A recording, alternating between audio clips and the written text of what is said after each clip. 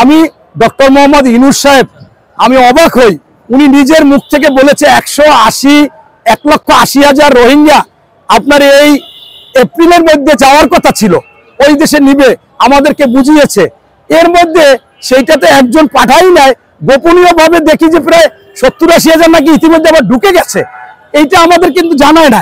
আবার শুনি যে উনি মানবিক করিডোর দেবেন, এরপর আবার নাকি আরো কাগজপত্রের মাধ্যমে আরো আসবে।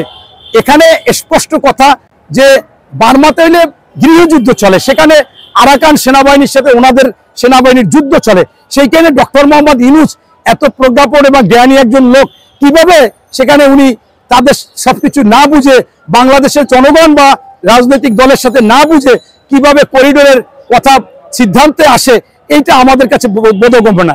আমি আপনার মাধ্যমে স্পষ্টভাবে বলতে চাই, এটা আমার একেবারে ব্যক্তিগত কথা, যে রাষ্ট্রীয়ভাবে সার্বভৌমত্ব নষ্ট হবে এরকম কোনো কাজ করা যাবে না। আর কোনো কিছু সিদ্ধান্ত নিতে গেলে জনগণ বা রাজনৈতিক দলকে লাগবে।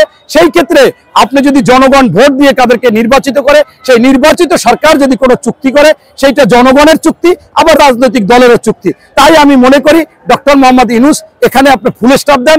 এই সমস্ত মানবিক করিডোর দিয়ে বাংলাদেশকে বিপদে ফেলানো যাবে না এবং আমরা করতে চাই না। তাই এখান থেকে তার বিরত থাকতে হবে, ফিরে আসতে হবে। আপনি যদি সেই কথাগুলো না বলেন তাহলে যথার্থ হবে না।